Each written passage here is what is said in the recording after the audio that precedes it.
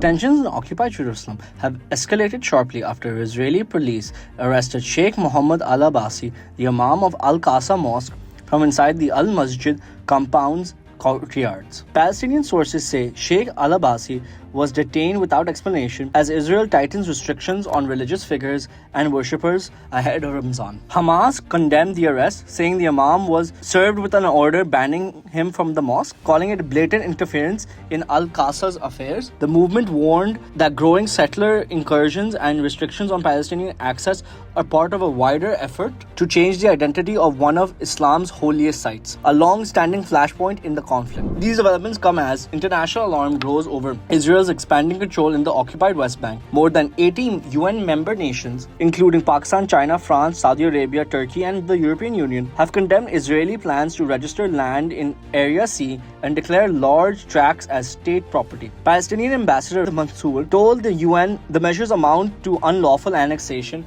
violate international law, and threaten prospects for peace. We strongly condemn unilateral Israeli decisions and measures aimed at expanding Israel's unlawful presence in the West Bank. Such decisions are contrary to Israel's obligations under international law and must be immediately reversed. We underline in this regard our strong opposition to any form of annexation. We reiterate our rejection of all measures aimed at altering the demographic composition, character, and status of the Palestinian territory occupied since 1967, including East Jerusalem. Such measures violate international law, undermine the ongoing efforts for peace and stability in the region, run counter to the comprehensive plan, and jeopardize the prospects of reaching a peace agreement ending the conflict.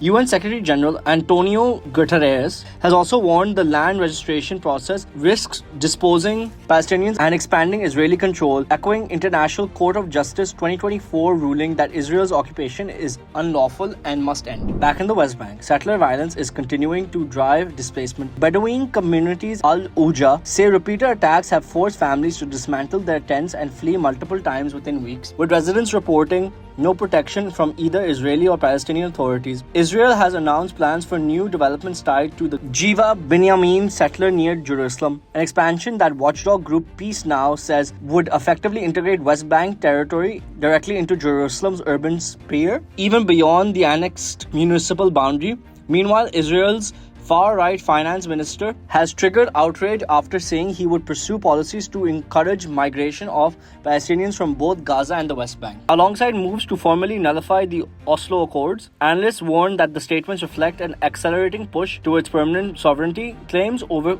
occupied territory. As these pressures mount, Washington is preparing to host the first formal meeting of President Donald Trump's controversial Board of Peace initiative, originally framed around Gaza reconstruction but now presented as a broader global conflict resolution forum. Trump has pledged $5 billion in aid, but critics fear the body could function as a US-led alternative to the United Nations. Notably, the Vatican has announced that it will not participate. Cardinal Pietro Parolin said crisis management should remain under the UN's mandate, signaling unease even among major global institutions about the board's legitimacy and role. In the United States, immigration courts have also delivered setbacks to the Trump administration's crackdown on pro-Palestinian student activities. Judges have terminated deportation proceedings against 2 students, ruling the government failed to prove they posed a foreign policy threat, raising wider questions about civil liberties and political expression. And beyond policies and diplomacy, the cultural world is also speaking out. Dozens of international actors and directors, including Javier Bardem and Tilda Swinton, have condemned the Berlin International Film Festival for what they describe as anti-Palestinian racism and censorship, urging organizers to clearly oppose Israel's actions in Gaza. The open letter accuses the festival of silencing artists who speak out for Palestinian rights, intensifying debates over freedom of expression in Europe's cultural institutions. From Jerusalem's holy sites to West Bank land seizures, international diplomacy, legal battles in the US, and growing cultural backlash in Europe, the conflict's reverberations are widening across every arena, with Ramzan approaching under heightened tension.